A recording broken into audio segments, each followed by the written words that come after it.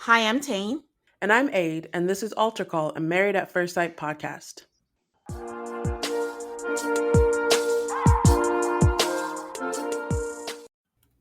Hi, everybody. Welcome to another episode of MAFS, Season 17, Episode 21, aka We Should Have Been Done, but We're Not. Hi, Aid. How are you? I'm good. I'm with you, though. This should have been done. This entire episode was a whole lot of nothing. It was just about growth and reflection, I guess. But we'll get into it. We'll get into it. Can you share with the people what they should expect this week from us? This week, you can find Love is Blind on our Patreon, and that is up to the season finale. And then next week, we will have Love is Blind, the reunion, up on our Patreon, our coverage.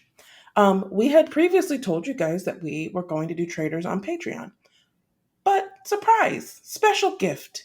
Next week, we're out because guess who's traveling for work again? But also, we're a little bit tired of these people. So, we're going to take a break. And next week, we're going to give you guys traders here on the main feed. That gives you plenty of time to go binge traders because it's so good. Traders Season 2 on Peacock. That's where you can find it. So, so good. So, Tane, what is going on the interwebs? A little bit of here, a little bit of something. Jacqueline from the, you know what? I try to remember what city. I want to say the original Boston, but I feel like I'm wrong. You're Jacqueline not. and Ryan. Okay, there were two Jacqueline and Ryans, but Jacqueline and Ryan is having a baby, so congratulations to her. Jake from Atlanta 2.0, famously paired with Haley, has hard launched a girlfriend. Yay, I Jake! honest, I saw her and I thought, how did he pull that? Um, so, I The beauty of life is there's always someone for everyone. So I mean, and it's good not for nice him. to refer to a beautiful young woman as that, but I was like, you seem really pretty for Jake. But Jake is Ugh. not ugly. Mm, the No, personality, definitely. I'm not a fan. I'm not a but fan. I understand. But I think, and then that's the thing. It's just like I feel like some may consider him odd, but I mean, there's someone for everyone. Like there's a few mass people that you think are odd, but there's always someone for. I bet there are even people that think we're odd, and Really. it is because I mean, Justin, you could say odd, Henry, and they're not bad people. They're just what some people might call odd. So Henry might congratulations. have been odd, but I liked him and he was cute, so that's not part of my theory. Oh lordy. Okay, well, congratulations. Um, Lindsay from Boston 2.0 is in Mexico with her boyfriend, still living her best life. But the interesting part is that they are staying in Hotel Escarat. And for those of you who are kind of new to us or joined us in newer seasons, our first season that we covered was the New Orleans season, and that's where they went for their honeymoon. And Aid was so obsessed with it, and she just always used to say Hotel Escarat. So I don't even know if I'm saying it right, but that's where they are, anyways. So Talking of the Hotel Escarat, special thanks to Amy for sending us a message that sent us back down memory lane when, oh my gosh, it doesn't matter who, was sitting there eating their tableside guacamole. And I went on a rant about how I don't like tableside guacamole because I don't want to watch people make my food. Don't like hibachi either. But it's clear that Amy either remembers or she's gone way back to listen to us. And either way, I appreciate that trip down memory lane. So thanks, Amy. and I just want to say that this is what some might call odd, but we got a few messages of people agreeing with you because your tribe is always out there. Because I had never thought about that in my life until you said so. So, just wanted to point that out. um, so Mavs fan did a little Q&A where she asked people if they wanted to know stuff about updates about other people, past Mavs participants. And I think I read that Gil or someone had said Gil had an OnlyFans.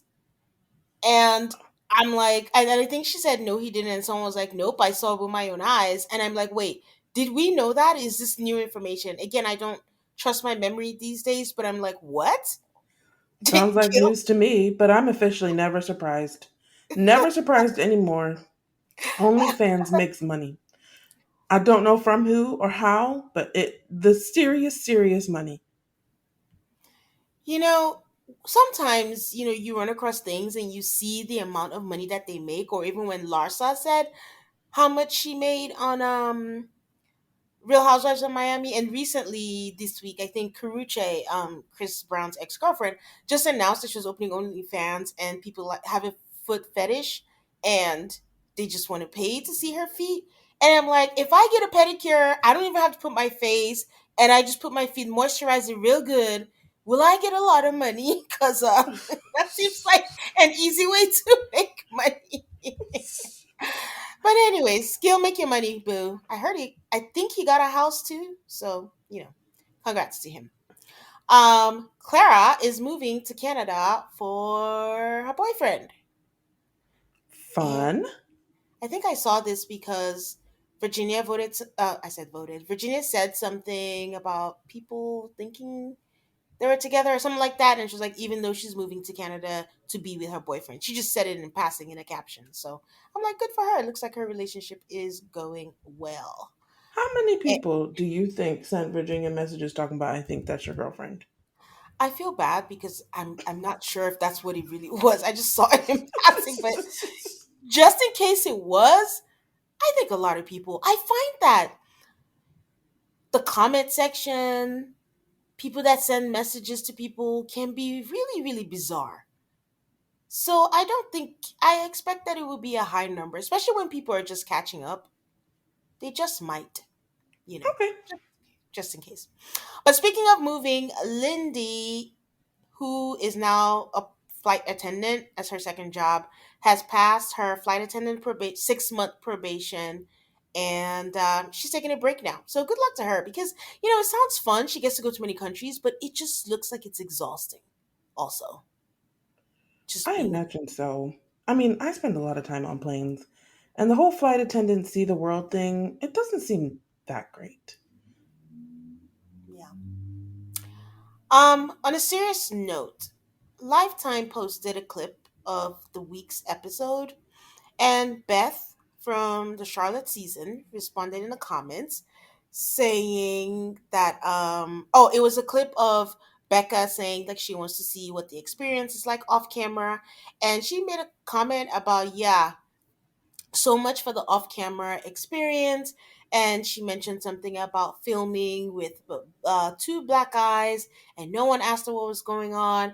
And I literally went through all of the comments just to get context because it's such a serious accusation, and it seemed like she was referring to filming um couples cam, not the actual show, because I was like, if he threw her on the ground, which is what she said, that he threw her on the ground and nobody deserves to get hit, I would hope they would step in.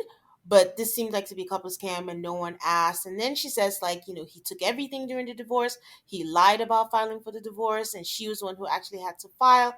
And all that is going to come out in court documents. And, I'm glad she's okay. I'm glad she got out. No one needs to be in an abusive relationship. And she does say that there are others that are there.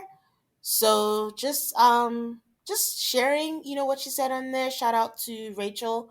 I hadn't seen it but brought it to our attention. But yeah, that was pretty dark. I know some of you may not have the context, but Couples Cam, way back when it was on, was self filmed.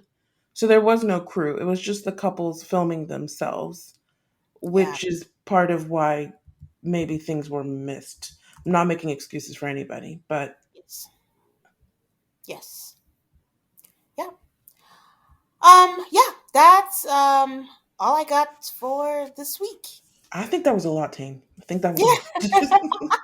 I'm making up for all those times where there was really nothing that we could say. But yeah, I'm ready to talk about this episode, but we will take a break and we'll dive into it. They say time waits for no one, and neither should payday. To keep your money moving in the direction of your dreams, get Earn In. EarnIn is an app that gives you access to your pay as you work, up to $100 per day or up to $750 per pay period. Just download the EarnIn app and verify your paycheck. Then access up to $100 a day as you work and leave an optional tip. Any money you access plus tips are automatically repaid from your next paycheck.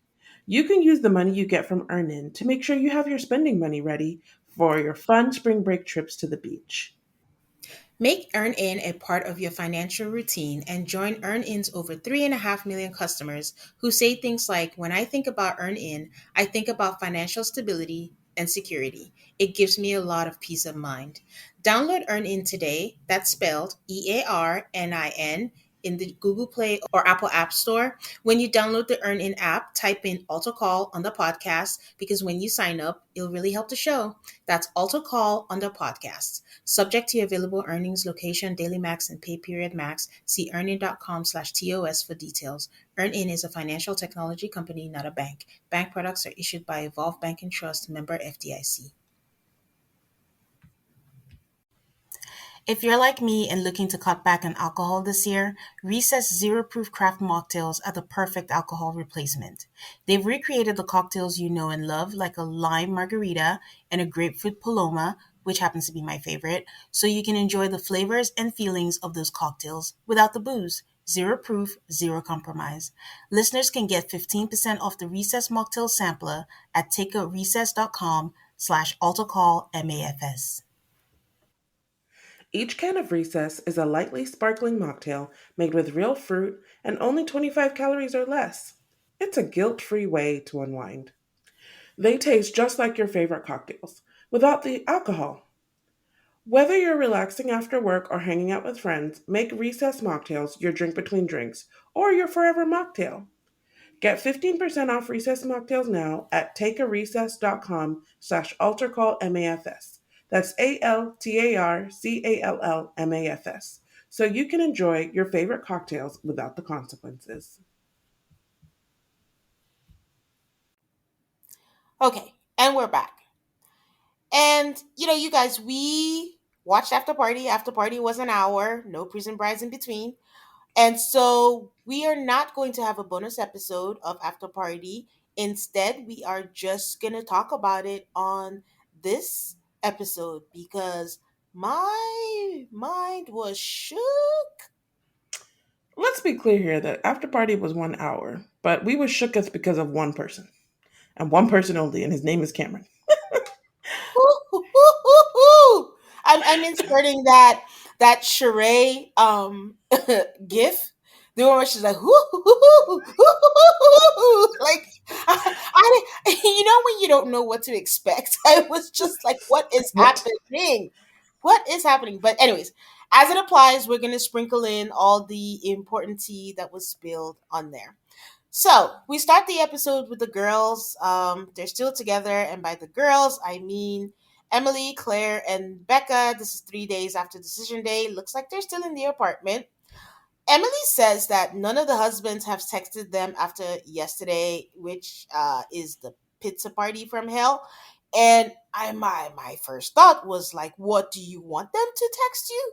Like from what I saw, it was contentious. It did not seem like anyone was on good terms. So should she have expected a text? I don't know. I guess they were looking for apologies. That's what she said. So that's what she was looking for. And I'm not saying the editing is not a thing, but Emily, we ended on you apologizing to Brennan. So was he supposed to call you after and apologize to you? Like I was quite confused. I also did not love the three of y'all were in three separate relationships. Why are you now in one relationship? Like, oh, the three of them haven't called us. Well, y'all are in three separate relationships, and I think there's three separate reasons why you haven't gotten a call, especially since you all broke up.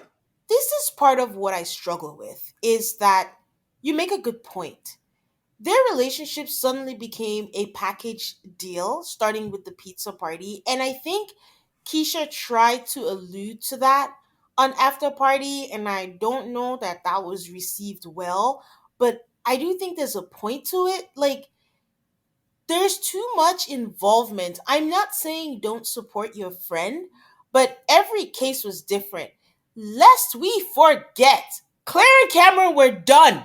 Like, eons ago. Claire had no interest in this man. Maybe he didn't either. Whatever. It's not the same as Brennan being completely just robotic towards Emily, or Austin just kind of leading Becca on. Like, it's just three different things. Like, three things to text. Like, now, should Austin have called maybe to apologize? That I can see because he lied, and they did say yes on decision day. So maybe an apology or something. Maybe I can see that. But the rest of them, I don't know. Cameron was pretty mad, and Cameron was pretty convinced that he was accused of something. So he should apologize for what? I don't know. But for clarity, because we were talking about the party and why Austin was not with Becca, he did say on After Party that he invited her, but she said she wanted to decompress. It doesn't matter. He still should have been like, okay, if you're decompressing, I will. Do you want me to stay with you or something? Not, okay, I'm gonna go have fun myself. But, anyways, um, Becca Austin says, had more clarity from Austin. I guess you could call it that. I don't know what to call it. But Austin had a lot to say about how his night out came together. And he was like, it wasn't just the producer, him and Brennan. His friends had become friends with production. It sounded like one of his friends might be interested in the production girl. And so he called and wanted to hang out. And so they all went and hung out together. It was a large group of people. They didn't plan to bar hop, but then they did bar hop. I have trouble with believing that Austin is always being truthful, especially since he lied. So, but that's what he said.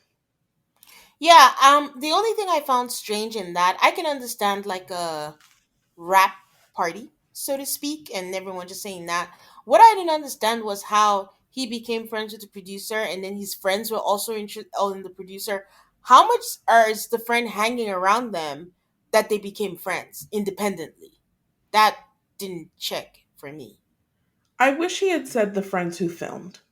So if the clarity was that friends who had filmed had become friendly with the producer, that would make a little bit more sense than does he have other friends who never filmed who then became friends with his producers? That's weird.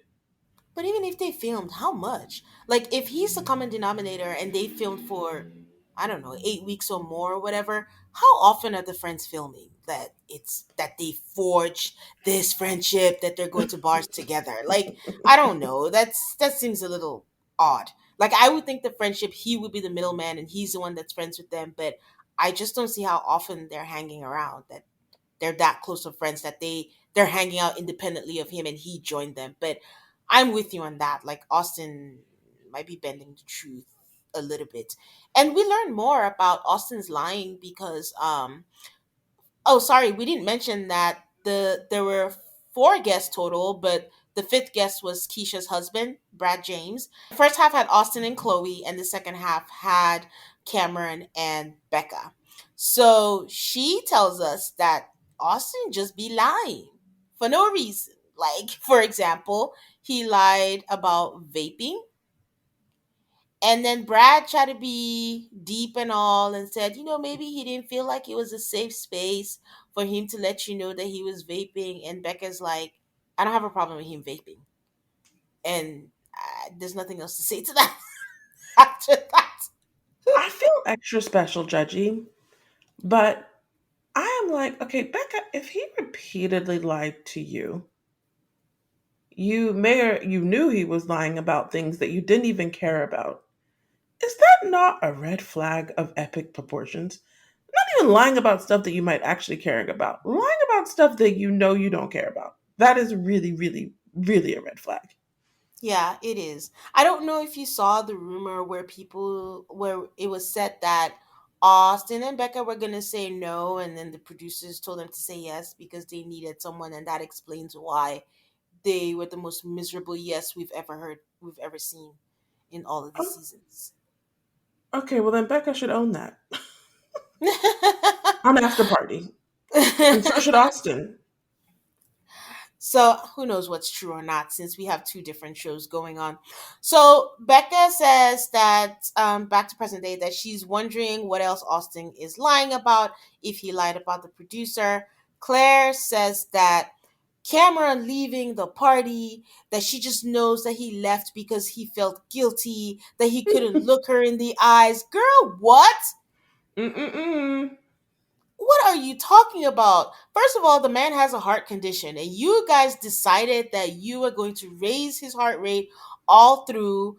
And then on After Party, Cameron says that there was a plan. There was a plan that she was going to bring up what happened, and she told Cameron that you should be on the girl's side. And this, again, schoolyard wars is getting exhausting. Here's a question. I think I know the answer. Did you believe Cameron's version about this specific thing? Don't put me on the spot because I think I do. Oh, me too. You guys, it really is like it's so uncomfortable supporting men, but I don't I I don't don't consider it supporting men, by the way. It's just looking at the situation and asking yourself who is acting most honestly. And I'm not even sure yeah. that they are acting like most kindly or most. I just think who is actually telling the truth about what happened. And I 100% believe that Claire was like, oh, we're going to start a fight and you need to be on our side. These girls Yes, are petty. and if in every single situation Claire is involved. I don't care what it is. Just turn it around, spin the needle, you will see that Claire is involved. I don't it just seemed like was she bored? I don't know. But I kind of believe it because, and the caveat is that we're only basing it on what we were shown, what we observe of their behavior, and what makes the most sense. We understand that we don't have the full scenario, the full picture of what was going on, but it just sounds like something she'll say, hey, we're going to do this, and I just think that we should XYZ. So he already knew what was going to happen. My problem was like they kept talking about text messages, and I'm like, yes, Kevin better ask for those messages in the receipts. Let's invade all of the privacy and let's get those text messages out in the open because that will settle everything. I need binders. I need Monique Samuel style binders for this reunion. I need Lisa Vanderpump blown ups of text messages so that we can all read them from a mile away. That is what I need.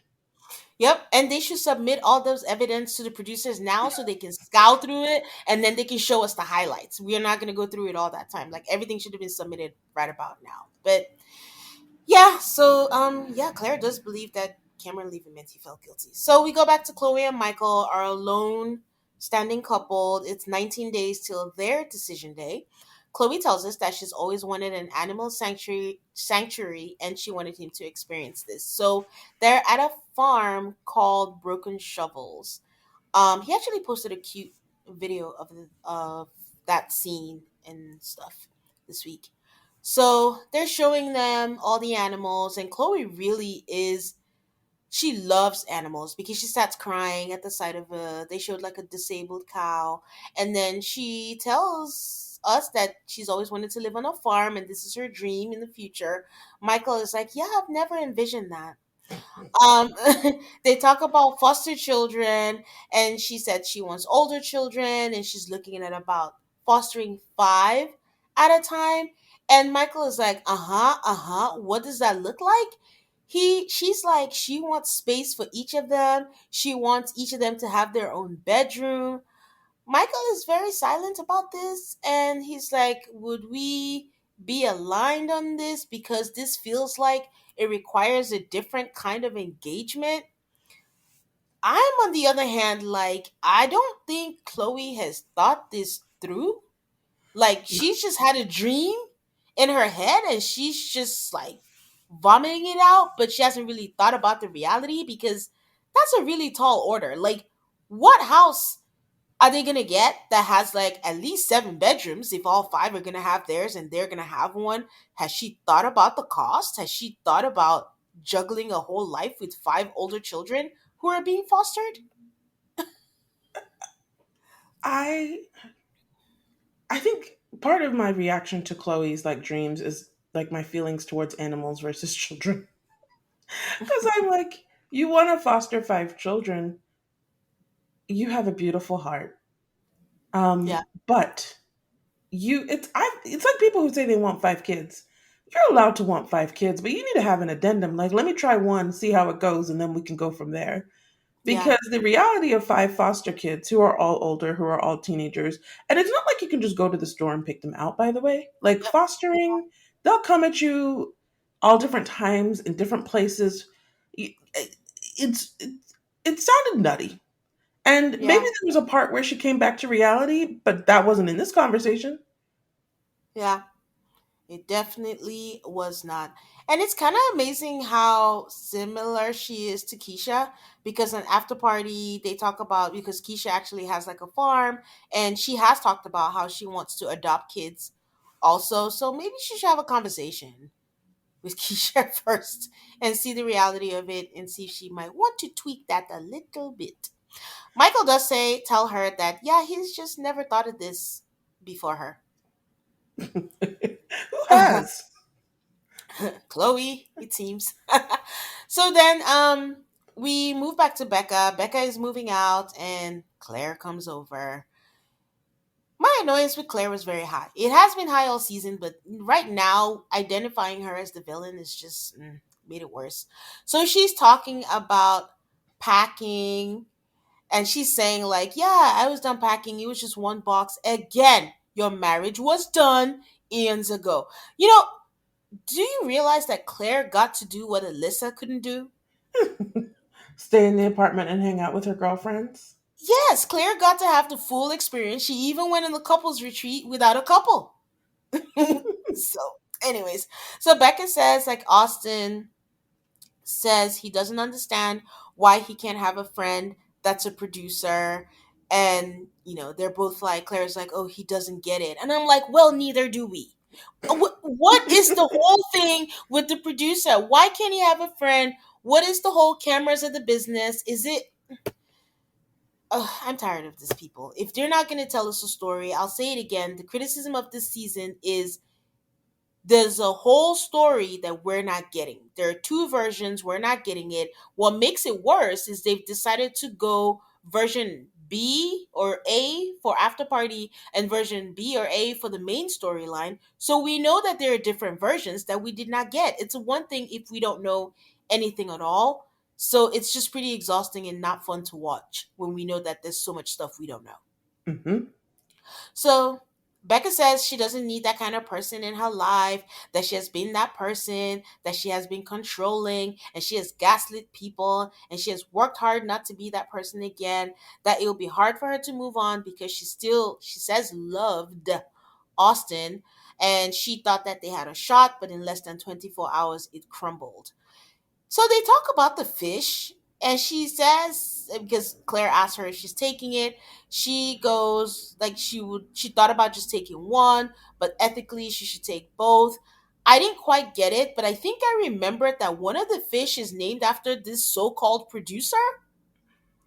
Yes. Well, we know the fish are named after two producers. I don't think it's a stretch that one of them is named after the mystery producer. Ay, ay, ay. Anyway, she says that she needs a partner that is honest with themselves. That part I agree with. So we see Emily. Emily gets a call from her friend Steph as she packs. She tells her that she's sad and she hates change and hasn't had time to process everything, that she's been crying a lot, but she's excited to grow from this. She tears up in the confessional, and the producer asks her why she is emotional. I really wanted to be like, duh, it's a whole bunch of things. But I get it. She was just trying to get a story from her. But she said it's just been an emotional week for her. Sidebar, moving seems like a pain in the ass, and I can't believe these people have to do it to move in and then after a few weeks move out again. And for someone like Emily, who brought everything with her, it just seemed like a pain in the ass. I think I was confused because I thought that Emily moved somewhere besides where she had left. Like, did she move back into the apartment that she had with the roommate, or did she get a new apartment? Oh, that's true. She had a roommate. Okay, so when she was with her friend, I did catch her friend say, "You're moving into your new place." but I didn't put much stock into it because I was like, when did she find a new place and stuff? So I don't know the story behind that. But yeah. So Becca is helping Emily move, and Becca says something like, "It would have been nice to have men help us." They sit down, and Emily says all the nice things about Becca, and that she will be a lifelong friend for her.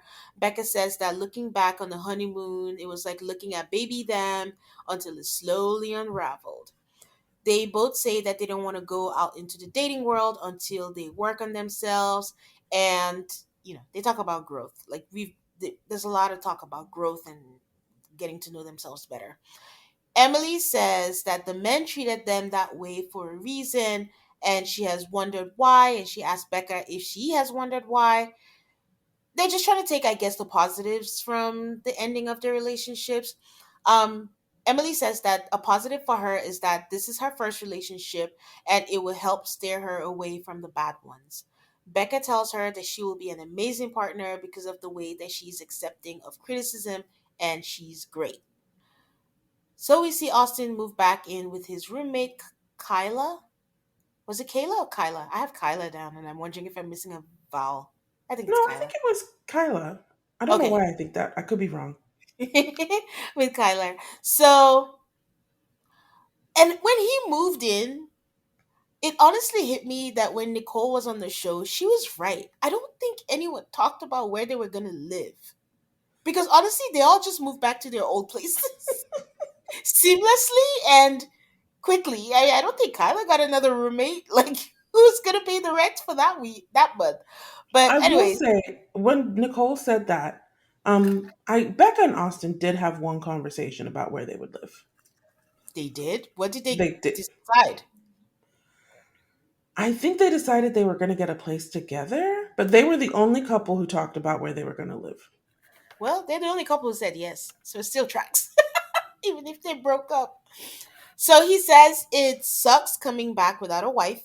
He says the bigger issue was the process of filming, and then tells her the whole story of decision day. And he does admit that he did lie to her. And he says that it's the worst day he has ever experienced in over 10 years. Honestly, when reality people say shit like this, I'm always like, oh, it must be nice to have such a charmed life that whatever issue it is that you're dealing with is the worst day of their lives. So I don't know. I agree with that.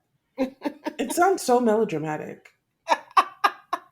But he was very specific too in the last 10 years. Not his whole life, just the last 10 years. I'm like, So what? Did he you lose your last grandparent 10 years ago? Because, like, anyway, so he says he reached out to her after and that was a mistake too. And I'm confused because I thought Becca says he didn't reach out. so I'm going to give everybody the benefit of the doubt here. There was decision day. Then there was the pizza party that was the day after decision day. Then there was Hmm. the day after the pizza party. That day, I don't think any of the guys reached out. Sometime after filming, no one's called us. And the end of the day, I guess he did call her. Okay. Okay, we can do that. He said that she felt like he should have taken the time to reflect on everything. And Kyler is like, yeah, but that's what you were doing. And Austin, for once, tells the truth. And he was like, yeah, no, I wasn't. I wasn't reflecting. I was just disconnected. And he says she was expecting an apology. And once he reached out and didn't start with an apology, it was over. And his roommate is like, well, as a woman, that's understandable. Like, I can understand where she's coming from. He says that she wanted to disconnect from him immediately, like unfollow from Instagram and all that stuff. He turns really bright red and he just says that it's the hardest time. And what's harder is that she doesn't have faith in their relationship. That she said she was excited to hear her friends talk about his loyalty, but but now, like, it's not going to be the case, and it just really sounded like he was worried about what they think about him, which kind of tracks, I guess. But he tears up and she gives him a hug, and he says he doesn't know where he goes from here. I mean, you moving back in with Kylie. Well, I'm confused. I'm like, go from where here? Your relationship is over, dude. Yeah, it is. So Brennan is with his friend Chris, and they're getting a beer at the bar. And Brennan just says, "Oh, that bartender was cute." And then he's like, "Oh, I'm single." So the friend said, "I thought you said divorce was not an option." He goes, "Well, yeah. When I was miserable, I had to put my pride aside and come to terms. What? I don't think pride is the right term here, but okay." He says the experience hasn't poisoned his idea of marriage, and he'll take time for himself. And then his friend asked him, what is he more on the lookout for? He said it has taught him how to ask more questions and get deeper. And he asked if he has any regrets. He says no, he did care for her, but there were moments where he was looking through the diary cam for memories, and there was one where she was talking shit about him, and he asked her to delete it, and somehow that became her accusing him of being controlling. And speaking of controlling, can we talk about the part in After Party where Keisha brings this up and says those are heavy accusations and that, some words were being used, controlling, silenced. I don't know what the last one was. There's a third one, Gaslighting. gaslighting, and all of that. And that is when Cameron drops a bomb, and I think I will let you do the honors, Aid. You guys, let's see if I can do this. So, Cameron, first he says that every time he heard those words being used against him, he was like, but basically, that's what happened to me, though. Like, I'm being accused of these things that actually happened to me. Then he has a thing where he explains to us that all of the covering up or covering up storylines or coming up with storylines to justify why he and Claire were not going to work out actually came from Claire, not from him. And then Becca pipes in and is like, no, you're the one. I have text messages where you tell her, here's what we're going to say and here's what we're going to come up with. And he's like, well, I have text messages too, and not the doctored ones you have that tell the whole story of her saying things like, oh, you're the smarter one. You can come up with the stories better. Somewhere in between the two of them is the truth, I'm sure. What do you think, Tane? I I feel like you keep putting me on the spot, but Cameron just seems like he's saying the truth, but it sounds that way because that's who we're listening to. And until Claire comes on to say her part, I will say this though. Every time reality show people accuse people of doctoring text, it just seems like a lot of work that I don't know how true that is.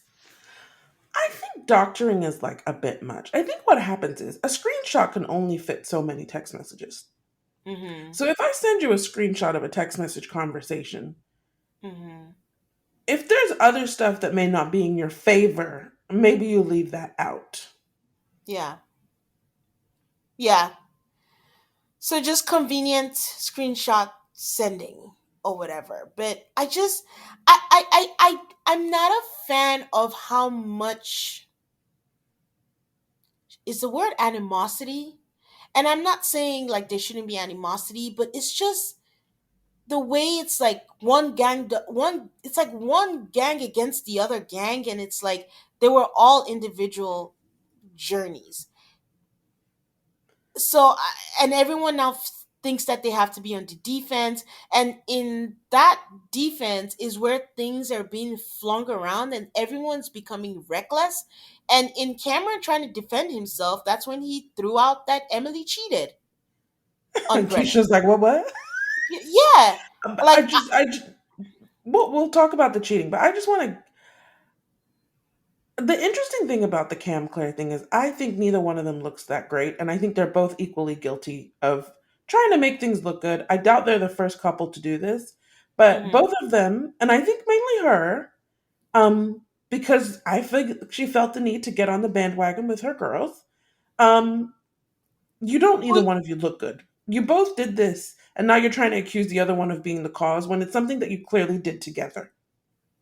and that's been part of the thing is like individually, what decision would they have made? But it seemed like when they were all together with the girls, they felt like they had to be all I can prove that I can move on or whatever, because we're gonna see later where Emily is talking about, oh, I still love, was I quick to judge or whatever, but are you just trying to show off to say I can be strong, like no man's gonna make a fool of me, blah blah, but what would you have done by yourself if you were on your own? So I don't know. It's getting messy.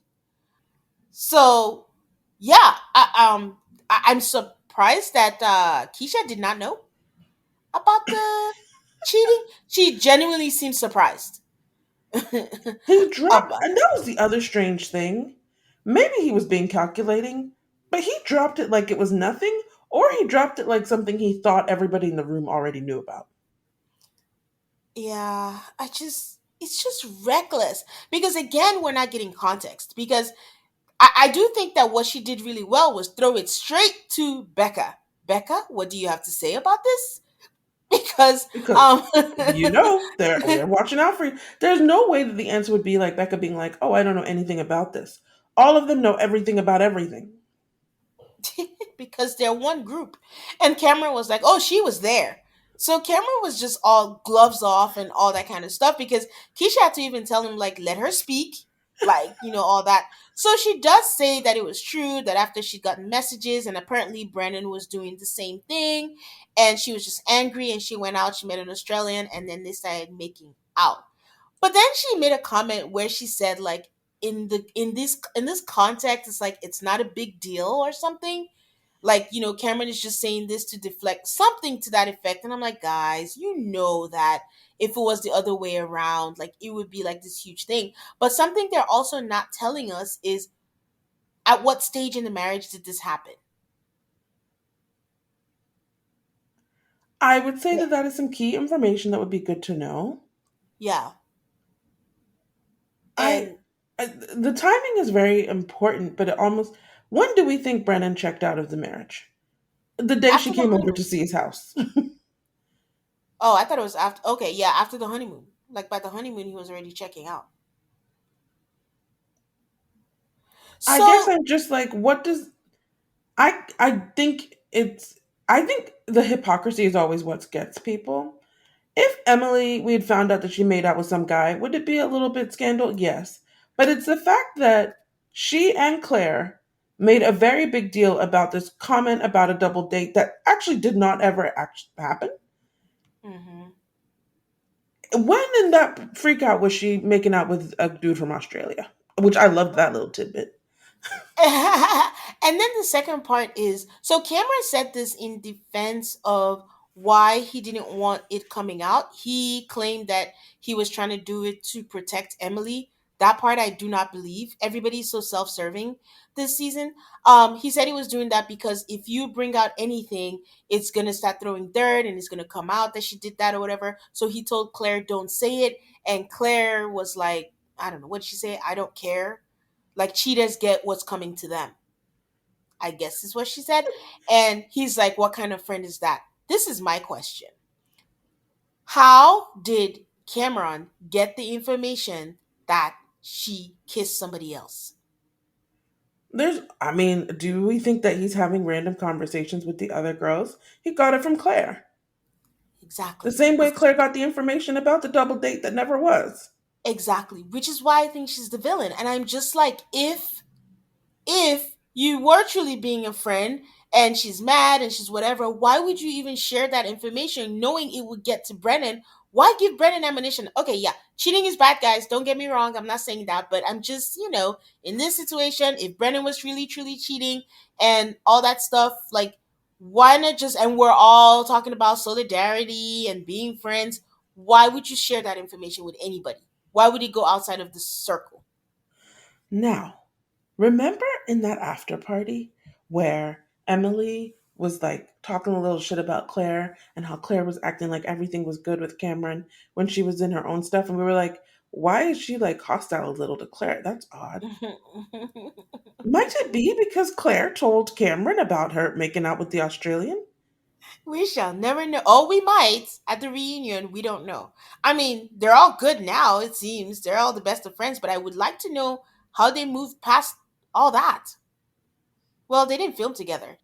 Claire and Becca, who filmed, but who knows? But we need more information.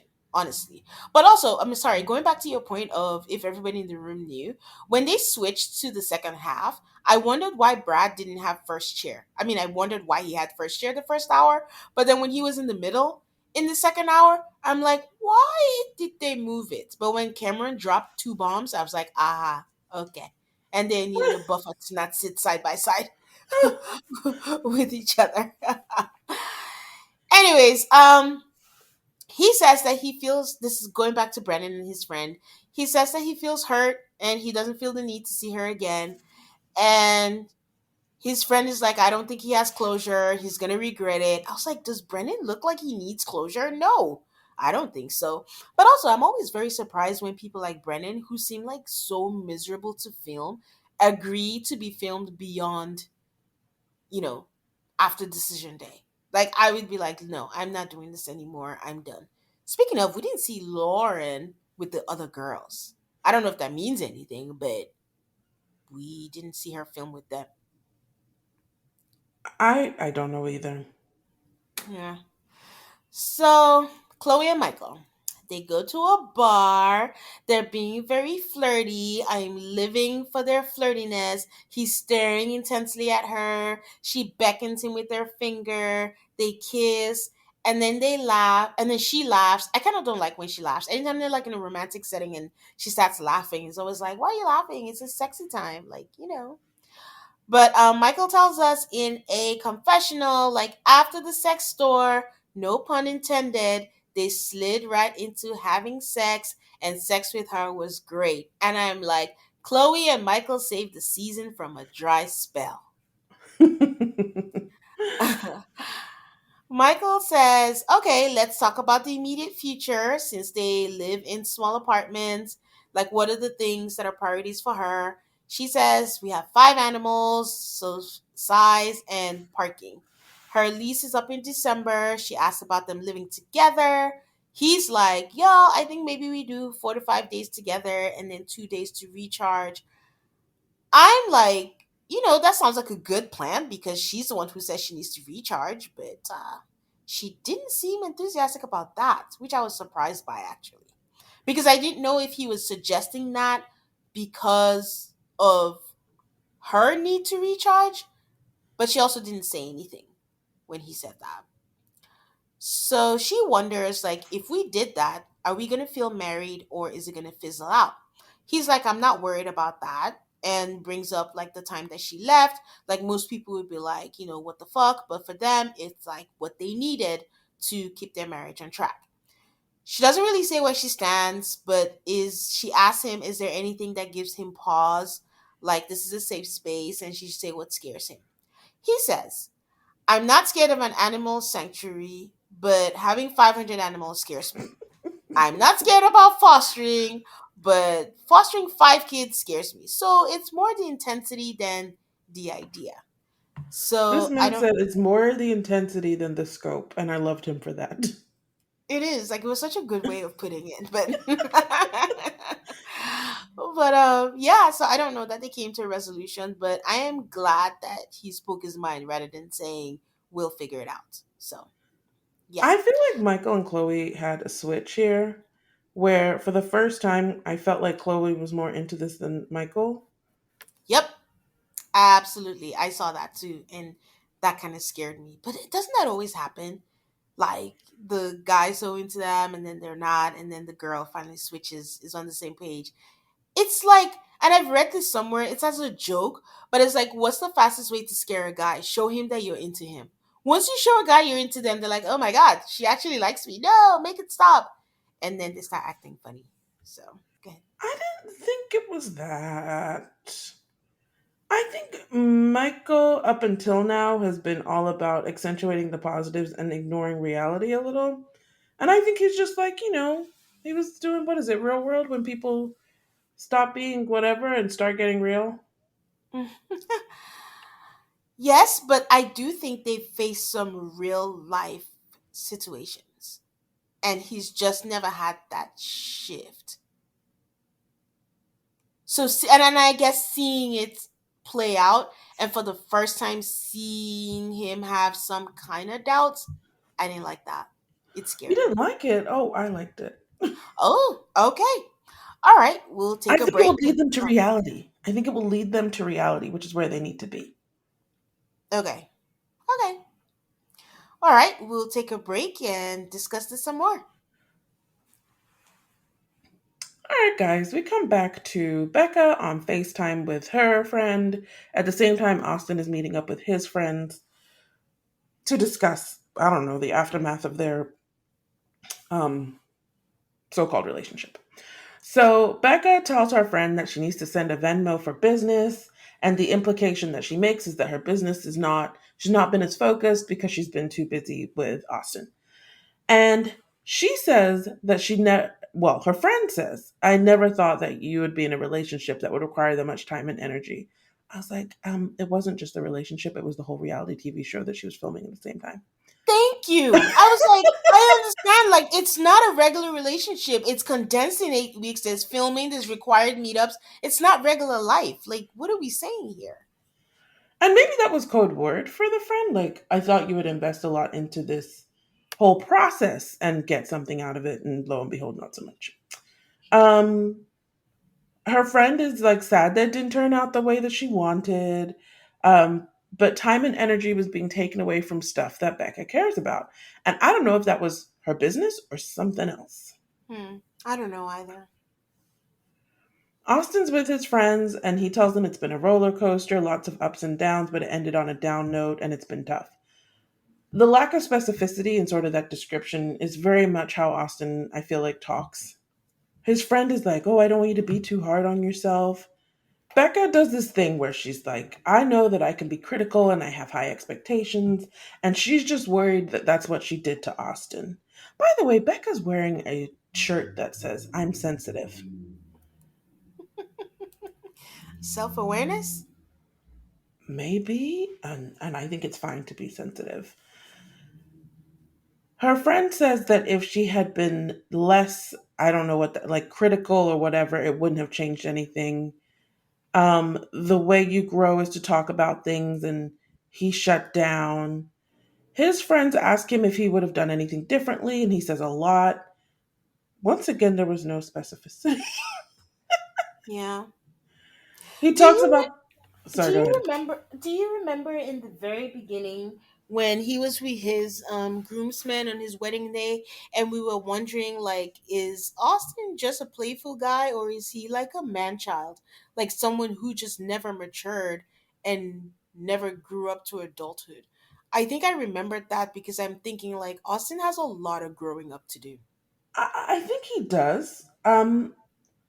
There is a lack of accountability, I think, in his conversations with his friends, especially about exactly how it ended. Because I'm willing to say, no matter what happened with the producer, Austin lied. And I believe Becca that he has a pattern of lying, mainly to remove himself from having to have any uncomfortable conversations. Yes, he does not like conflict. And am I making this up? But this just came to me. Did Austin say that he and Becca had discussed saying no? I believe he said that in After Party. Yeah, and he was surprised when she said yes.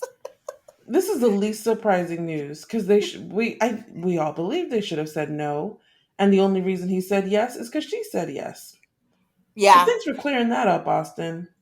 yeah. And the other thing he also said in After Party, speaking of you saying he doesn't take accountability, he said he has not been watching the episodes. It's a pet peeve of mine when reality show people say I'm not watching because you don't get to see from a different point of view what I know they say, oh, we lived it, but it's not exactly the same, but you don't get to see a different point of view, so you can kind of see like, oh, maybe I could have done this better, maybe I could have done that better. And I understand he should protect his mental health if it's going to affect him, but I was just very surprised that he said he had not been watching himself.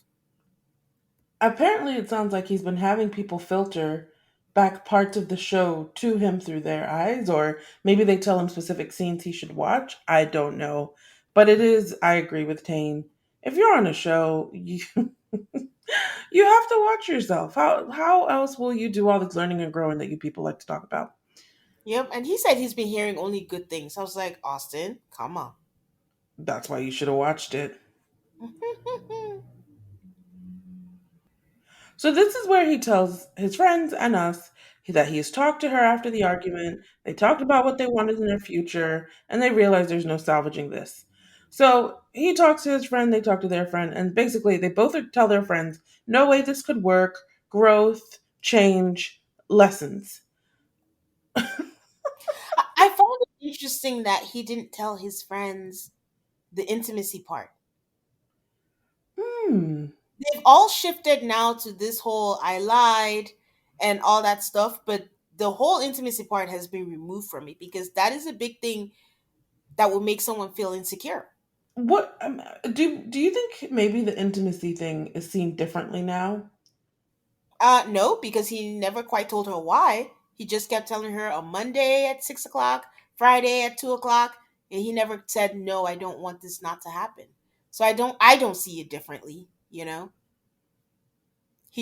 She was living in vagueness. There was no answer. She had no idea why. I wish people like so when Becca talked in After Party about how much Austin lied, if it was something that was happening way before producer decision day, da da da, why did we never see you guys addressing that? Or was lying just put under optics? Was optics always code word for lying and then we missed it? That's the part where I blame the producers. I'm sorry. There's no way they can have caught any of that. They could have given us like a montage of lies. Like they're just hiding a whole bunch of stuff and just tell us the true story. I would like to know the true story too. But anyway, so Orion and Lauren are hanging out. Lauren mentions how she told Orion, like, if you want to hang out, you need to call me. And she wants to give him credit because he did call her to go play dodgeball with cameras around. Which makes me think this is once again, because we know that by the time they're shooting After Party, they're not speaking. Mm-hmm. So I feel like this was another of Orion's camera things. And so they went and played dodgeball. She says it's a fun way to take out past aggression and get shots off on her ex husband. Lauren wins because she shot him 3 times and he hit her once. Is this an activity you would ever do? This was arrow dodgeball. No, I would not do it. And the minute I saw them, I wanted to switch my brain off because I hate this for her. She should never, ever, ever see Orion in her life again. I'm in agreement. Yeah. Well, we'll move along. So after they're done shooting at each other, they sit down. He asks her how she's doing. She's like, I'm doing well, better than before, better than when I came into the process. Yeah, it didn't work, but there was growth. It's a blessing or a lesson, and they talk about a blessing or a lesson. Um, she says she feels blessed. He says he feels blessed. He got a hard lesson. He says that she didn't ask, by the way, but he did say that he's doing good too. Hmm. Lauren asked if he's dating, and he says he's not quite done in the process. They talk about friendship, and then she asks him, does he want to be more than friends? And he doesn't give a definite answer. And she agrees to like go mull it over. It was just a very classic Orion and Lauren conversation where I just don't understand what we're saying, what we're doing, or why I have to listen. Yep. Yep. Yep. Yep. Agreed. I did like when Lauren said that her efforts might be used better elsewhere. To Orion. Yeah, but let's put in action. And those efforts involve not seeing him. So it always annoys me that poor Michael and Chloe have to spend time with the people who have already ended their marriages and have not a single useful bit of advice to offer them. Poor Michael, who I'm sure is friendly with Cameron, so maybe he doesn't feel as badly for himself as I do for him, is forced, and I say forced because I believe the producers did it, to call Cameron to rehash the stupid pizza party that he and his spouse probably were just like, Lord, get us out of here. Um, It was such a weird choice for Michael to call. We just need to protect Chloe and Michael. But, gotta keep the story moving, huh? Next week's preview is literally like a firing squad, where Chloe is facing all 3 of the malcontents, as I will call them, And I'm like, I don't know what value there is in her doing this. We'll find out next week. Though we won't be talking about it on the podcast. We'll talk about it the week later. Yeah. Cameron defends his position. He tells Michael that he never told Claire she couldn't say anything. It's always been her saying, "Please make sure we don't talk about XYZ on calendar on camera." And he has watched Claire be Emily's puppet master, where everything Emily was doing was being coordinated by Claire. And that could have been his marriage. But every step of the way, Claire has lied to get some reaction, and he's now very glad he's divorcing Claire, and he has no intentions of ever speaking to her again. Besides the weird camera angle, I really laughed out loud when Michael said the pizza party was a shootout. Because, that was the best way to describe it. But I do want to deviate because Emily put some stuff on her Instagram story about this, about After Party, and what Cameron said. She goes, "Oh, they always call the trio of men the Tweedles." And that's Cameron, Brennan, and Austin. And she says the Tweedles conspiring together again, and master manipulator Cam is trying to use Claire's narrative as his own. And basically, like what Cameron said is a lie, and it's the other way around. And then she says, "Me cheating," in quotes, versus Brennan's cheating examples, many, many S's, is not a apple to apple situation. And then she goes, "Wait until you find out which friend told Brennan about this one." So are we wrong that it's Claire? Which friend do you think it could be? I thought it was Claire. I don't know. Is it yeah, I don't know who else it could be. Is it Austin? I don't know. I just thought the guys didn't know. Is it Chloe? Is that why? But then that would be later on in the experiment. But anyways, that's what she says.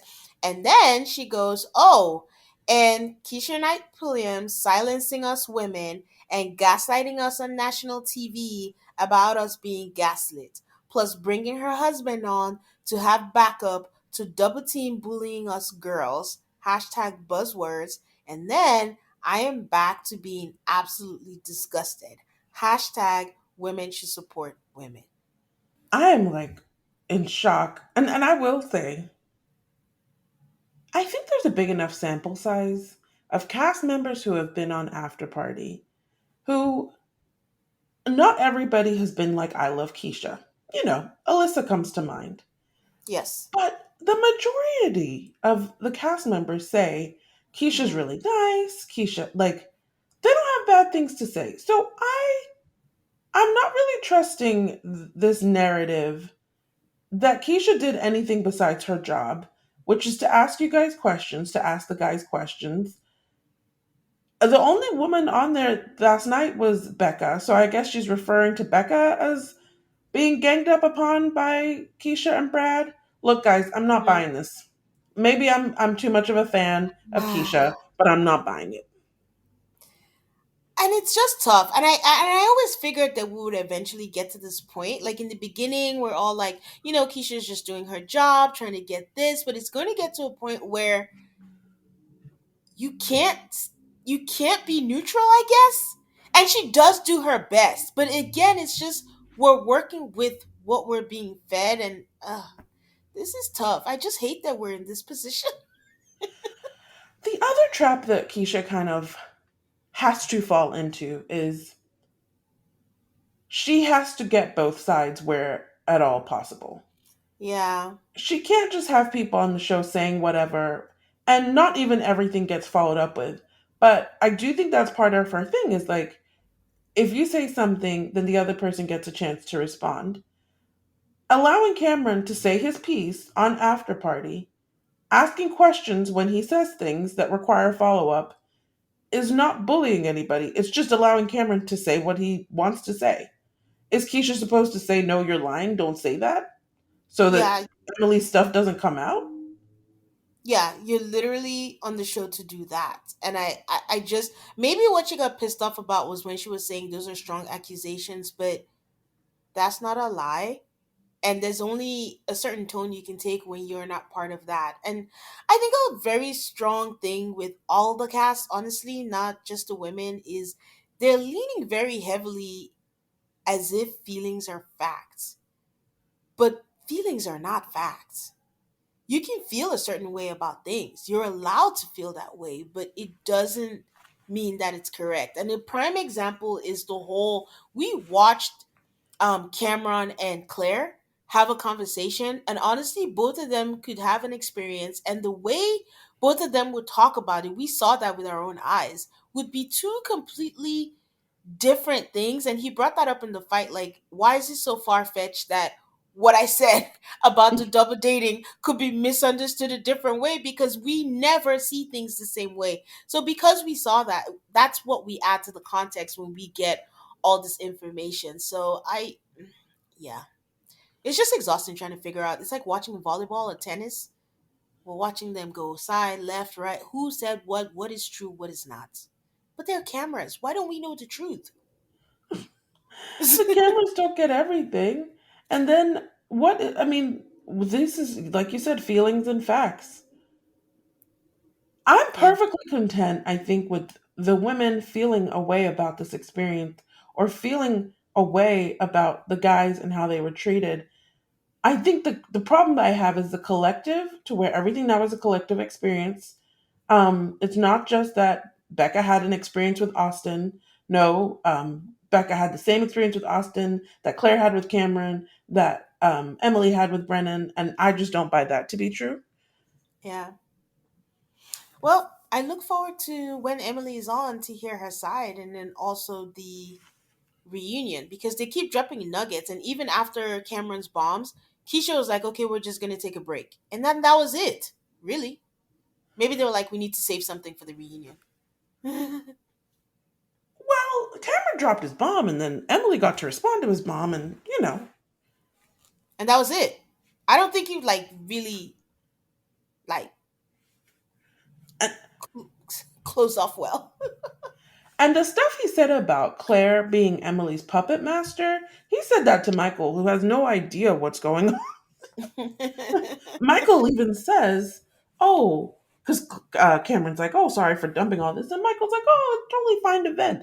And that's exactly what it is, a vent, because Michael doesn't have any input into anything that Cameron's saying. He can't Yeah. refute it. He can't deny it because he wasn't there. He's just like, okay, I'll listen to you.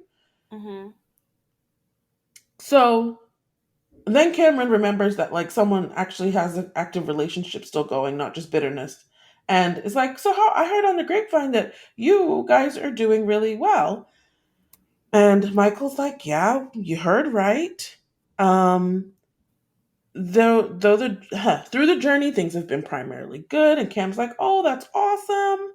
Michael talks about his emotional growth and navigating emotions and coming to decision day with a very clear answer. And that just begs a lot of questions. How do we fit into each other long term? Specifically, how he's feeling. Does he feel like he's coming out at the end not to just foster a marriage, but this marriage? Cameron said, let's be less serious about the marriage part so it comes back naturally. I didn't feel like Cameron had great advice here. He just doesn't have the range or the I, experience. I would be lying to you if I understood what the hell they were saying. He kept going on. First of all, I was already sad because Michael, for the first time, was not sounding as positive as he usually sounded. He's like, I'm more, not concerned. He said, like, more thinking about how I feel. And I'm like, what is he trying to say? And then when Cameron just started talking, I'm like, I have no idea where this conversation is headed or what it's even about. So, They talk about how decision day is not asking, do you want to continue to date? Do you want to continue to focus on this marriage? Cameron's like, I'm the person who's going to say yes no matter what. I don't think Michael's that person. He says he wants all the tools so that he can make a good decision on decision day, and that they're trying to make it work, but it's hard. Michael and Chloe go to a beer spa. Let me tell you, oh, people, I read the sign beer spa, but did it take me until after party to understand that when they were in that tub, it was beer? yes, ma'am. That was me too. And the first thing out my mouth was, ew. Disgusting. Why would a woman sit in hot beer? And Keisha's question was my first thought also. It's also like beer doesn't smell good. Why would I want to bathe in something that doesn't smell good? And for context, Keisha's question was, is that good for your vagina? I think she just is like the yeast. Yes. Ugh, ugh. um, Chloe. Chloe wasn't. Well, Chloe was on after party, and she didn't report anything specific being bad about it. She didn't So seem I'm just thrilled. saying she must have been all right, right? Yeah, but she just didn't seem thrilled about it. She didn't actually. She said she didn't think about it until I think Keisha mentioned it. So you're right. It was fine for her. I mean, her husband was there sitting naked. And that was a moment where Michael tells us that he needs to take off his shorts because it sounded like he was saying because it's just so dang hot. He's like, maybe it won't make a difference, but I need to take these off. So he I takes, and we did see him take them off. thought it was his underwear actually. She was in a bathing suit, so I assumed he was in some sort of bathing suit. Oh, that's fair. So she, at the time while they're sitting in the beer hotness, Chloe says she feels happy and peaceful, and this is the healthiest relationship she's been in her entire life. He says he feels very fond of the person in front of him. I was like, Michael, that is a word choice. I know. I'm telling you, my heart with every scene they had of theirs, it just kept sinking because we know Michael and his words. And when you say, "Oh, I'm fond of," it's like you're petting an animal and rubbing their back. Like, "Oh, you're so cute." So, Like you're fond of your great Aunt Gertrude, not your wife. oh, yo, especially after you've had sex. Oof. Anyways, He says that this marriage has been a taste of what it's like to have someone who's perpetually and unequivocally has your back. She asked what he wanted that he didn't get. I don't think that they should be having those conversations. Although she's already said, I didn't expect, or I didn't, a few episodes ago when we were talking about his style, she yeah, sort of already answered this question. So I thought it was interesting that the question was now turned onto him. yeah. So he says, I didn't ask for someone who wants an animal sanctuary. Oh boy.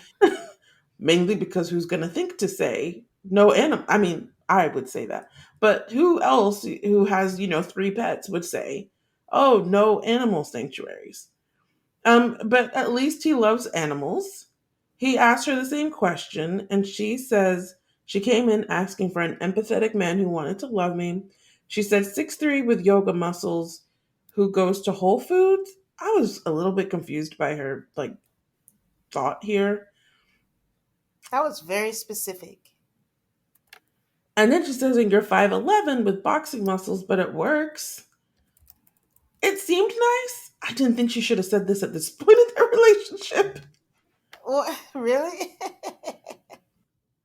It felt like a compliment, but it also, I don't think it's a good idea to tell someone that they're shorter than you asked for. I mean, she started out with. I mean, I want to give the benefit of that they're both mature people, and she did start like first and foremost. The first thing I asked for was someone who was empathetic and kind, and I got that. And then I asked for your. I think her whole point was like you can ask for what you want, but sometimes the things that you actually like don't come in the same package, and it's fine. I'm always so confused about this type conversations. Honestly, I just after a certain age, man, like you can have a preference, yeah, but you can't be so married to a type. I mean, I just think women probably have less of a type than men do. You'd be surprised. I've heard some very specific types. But I agree. I see what you're saying. Women are more flexible when it comes to stuff. Like, I think women have types, but then, oh, but he's kind and he's this and that. Okay, that's fine. It's not terrible. But men are like, nope, she gotta have a dunk. Oh, she gotta be petite. Oh, she gotta be, nope, I'm not budging on that. That's how I see it. Chloe says that she does feel like they're starting to feel like they're each other's person. And he says, "You mean in love?" He thinks so. He thinks one day they could be in love. That's a good sign. Yeah. She says she wants to make sure they're aligned, and she asked if decision day was tomorrow, what's he going to say? He says that he feels like they're trending to a yes. Not only are they do they need to solidify and create their communication and sustaining and progress. There's a lot of words, but he does say not just continue dating. I want to continue in this marriage, which is a significant level up. So, but then she said was saying, so if decision day was a no, and he says no, insufficient data. She thanks him for his honesty. This is to me some pure bullshit editing, by the way.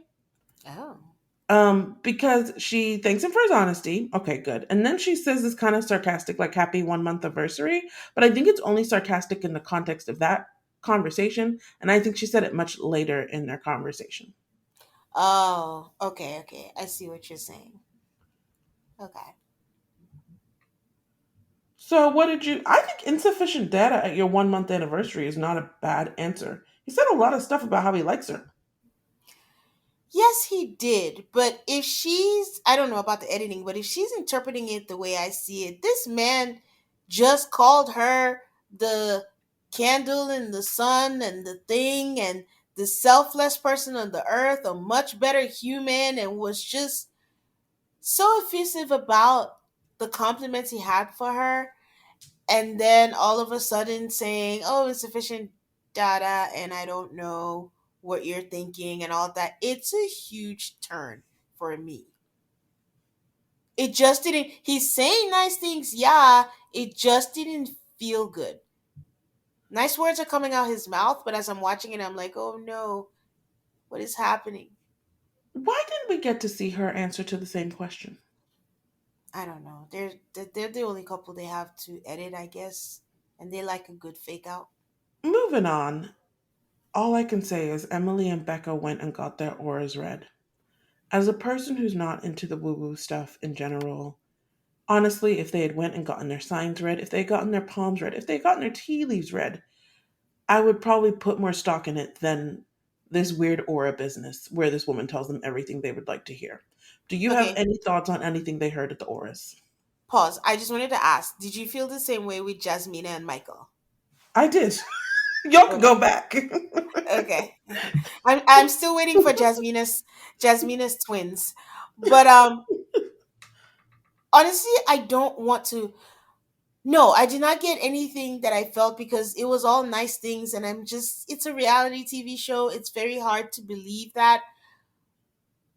But this was the point where I kind of thought, like, am I missing this, Aid? Have the women taken any accountability, or is there any accountability they should be taking for anything, or has it just completely been the guys suck, it was all their fault, and I'm just gonna be a better person? But have we heard anything specific besides when Emily said she can be less reactive, which I didn't know what they were referring to, because I don't know that we saw Emily being reactive. The one time she was reactive at the restaurant with Brennan, she had to be, well, twice. I She had a right to be.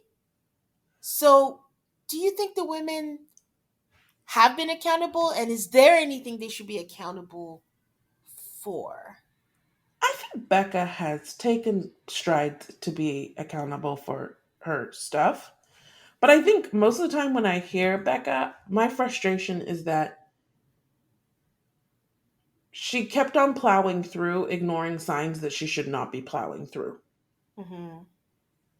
That's not the most fatal of character flaws, but it does, you know, get you set up to end up where she is now. Okay. Okay. It was just a thought as they were going through all that. So Chloe and Michael sit down with Dr. Pia. They're in not matching plaid, but they're both in plaid. I took that as a good sign. Hmm.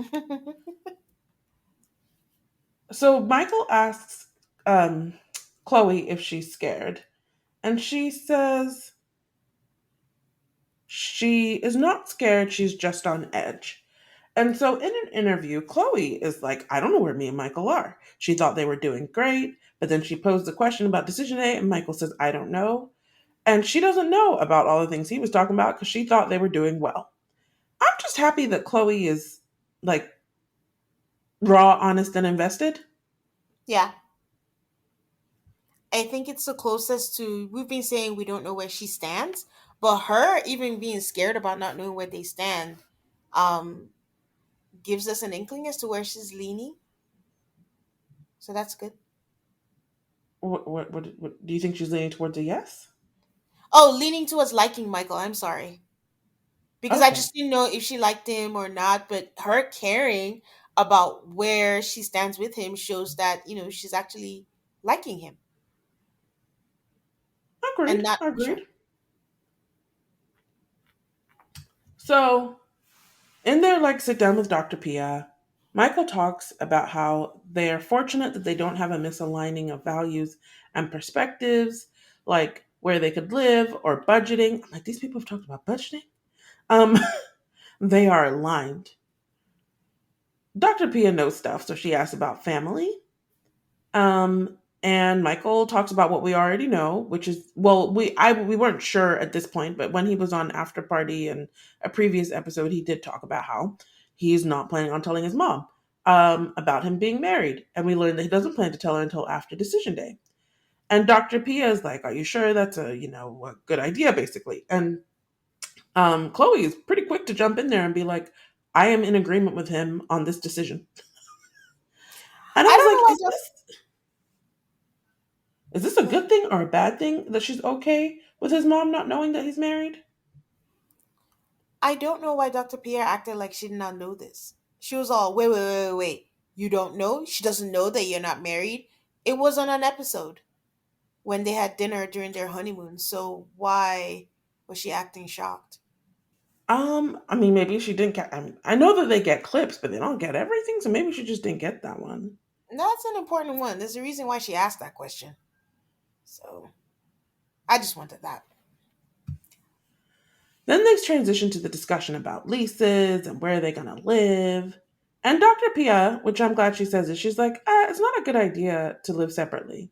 She's like, you guys are married, so yeah, figure this out. Michael says he's never been married and he has to hone into his emotions. He says has to work through a checklist like, do I like her? Do I want to be with her? And he Oof. knows that he trusts that she'll be there.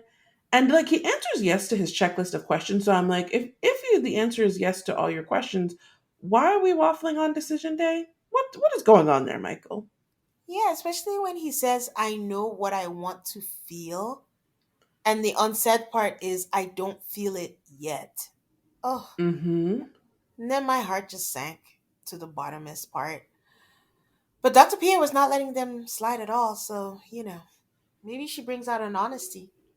Chloe says that they should be living together, but she also says that this is the most mature and fulfilling and satisfying relationship that she's been in. Dr. Pia says that their responses seem curated. And she basically says it's okay for you guys to lie to me, to lie to the camera, to lie to the production, but just don't be lying when we're not here. Yeah, Chloe that was says that good. she doesn't care about what people think. She wants to be raw and vulnerable and leave with this person. And Dr. Pia wants him to be more honest and like examine whether Chloe is being people pleasing and whether there's stuff that they've been holding back. And you know what? I think Dr. Pia is right about, I think there are things that they've been holding back. So Yeah. I'm hoping that they stop that and it still all works out. Yeah, I think that they should, but I also, it begged the question, what is the line between, earlier you asked, is that a good thing or a bad thing? That, the mom doesn't know, or maybe they don't want to, they have their plan for living separately. Because when she asked, what is the main reason for that? I don't know why they didn't just say money. Because, I mean, I'm assuming that's the reason why. Unless they can afford to pay two rents and a mortgage or whatever. But anyways, what is the line? Where do you draw the line between a customized relationship, meaning we're doing what works for us, versus, oh, this is a red flag. What is Hmm. the difference? That's Because when he proposed the 4 days, 2 days, I didn't feel any type of way. I'm like, okay, she needs to recharge. They're grown, they're secure. He doesn't have any problem. It's fine. But then I was remembering Noi and Steve's relationship when they wanted to live apart. I'm like, yeah, red flag, not working. So what is the difference between? And that's when Dr. Pepper was like, I don't live with my husband, and that's what we do that works for us. But I think she also said I've been married for a long time too, so that's different. But why I think I was checking myself. Why didn't I feel like this was a red flag? And even with the not telling the mom, especially when you come from a different culture, I understand that and I applaud Chloe for even being understanding. But for anybody else, I really feel I'd be like, there's a reason why he don't want to tell his mama. Like maybe he knows it's not gonna work out, so he's not gonna waste her time on that. So those are the questions I was asking myself. Like, yeah. I think he gets a little bit of a not a pass, but an understanding with the mom thing because he told his mom about the first wedding that didn't happen. Yeah, but there's 19 days left. If you're really confident in your relationship, at what point do you say, Mom, I have something to tell you? Like there's someone we met, I did it again and I really like her and I think this whatever. Wouldn't you not still tell because you're still unsure? I guess. But So it's funny that I will say this. There's something to be said for a united front. So even if Chloe has misgivings about this mom thing, the fact that she was like, "Oh, if Dr. Pia is going to challenge him on this, I want to make sure she understands that we are a united front on this decision." I'm like, that bodes well for your marriage. yeah, that's why I was like, I applaud her. But I'm just like, is this, we're accusing Becca of overlooking red flags, but where is the line? Where, yeah, to have a united front all, Becca could argue that that's what she was doing with her and Austin. But should she be concerned? But I I'm think not sure.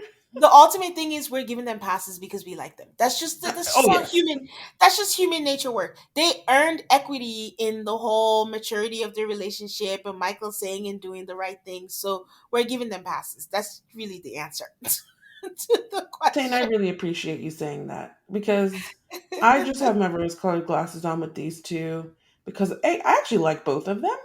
Chloe's Yeah. very interesting. I think she's a nut, but she's interesting. And they're both acting so nice, and they keep on showing up to the nonsense that the other people coming to, and just we're just gonna sit. Yeah, they have a lot going for them as people. Yeah. I think my last line was like, well, well, well, who would have thought that Michael would be the one to have a slight turn in heart? I didn't see that coming. But that's how I feel. I'm sorry. After this episode. Because he's just been so full of praise and everything. And this was the first time I actually felt him kind of retreat a little bit. And the previous didn't help. I'm hoping it's a rebalancing. What do you mean? I I don't think it's crazy that when one person is really into it and the other person seems to not fully be on board, then they get on board. There's this time period where you're like, wait a second. They just took me for a little bit of a ride. I'm going to pull back a little. But then you might go back in. Who knows? Mm. Well, the previews were interesting, and the previews were also interesting not because of Michael, but because it looks like Becca is doubting herself I can't. about ending things with Austin. And I'm just like, see, that's what happens when you do groupthink. Like, whenever you make a decision, like, I have a rule. No matter how dire or like a friend complains to me about their partner, I would never ever, no matter how much I'm thinking it, give the advice, leave them, except you're in danger. If you're being hit or if you're being abused in any way or whatever, I will. But if there's just, you're complaining about them, but you're choosing to stay or not, I would never say leave them because it has to come from you. So when I saw that preview, I was like, oh my God, what is going on? The amount of shit that woman has talked with her friends. Anyway, that's a choice. That's a Yeah, choice to that even is a choice. contemplate going back on the decision that you already went back on. Mm-mm. Well, we'll be watching it. We'll talk about it not next week, but the week after. But Aid, who has your bouquet this week? My bouquet goes to Michael and Chloe just for still being in it. And honestly, Michael, with that conversation with Cameron, I felt he did the best he could to listen and not actually provide any commentary on all the nonsense that was being shared with him. And Chloe for being vulnerable and showing us some emotion. It made me like her more. What can I say? Who has your bouquet this week? I was gonna go with the Chloe and Michael because I really appreciated their flirty energy. But since you got it, I'm gonna go with Dr. Pia. I just truly appreciated her keeping it real and saying, listen, I don't care. I don't mind if you're lying to me and the girl. As long as between you guys are honest with each other, that's all I ask. That's why she gets my bouquet. That was real. Her bullshit meter is always on. Who has your burnt ashes? I'm going to provide this one without any further explanation because I think I've talked enough about it. Emily, Claire, and Becca have my burnt ashes. Who has yours? I think maybe we could start calling them Beck. That's their initials together. Oh, So it saves you a little time. Okay, my burnt ashes goes to Lauren and Orion. Listen, y'all know how I feel about Orion. I don't want this pretense. I was so glad that Lauren wasn't part of whatever Beck had going on or whatever is happening. But I don't know what's better. If I'd rather see her with Beck or see her with Orion, because this shenanigans that they have going on and the friendship and the whatever, cut it out. You don't need that in your life, and just cut it out and move on with your life. all right, guys, that's it for this week. You can find us on Instagram and Twitter at AltarCallMAFS. That's ALTARCALLMAFS. We love hearing from you guys on the socials. This week was a real doozy between After Party and the actual episode, so please come tell us what you think. Yes, we would love to hear all your comments. We're available anywhere you listen to podcasts. Make sure you're subscribed so that you don't miss any new episodes. Don't forget that there will not be a new episode next week. We instead will have the review for Traders Season 2 up. Please give us a 5-star rating if you're so inclined on Apple Podcasts and Spotify. And we will see you in 2 weeks, guys. And Love is Blind will be on Patreon as well. See you then. Bye. Bye.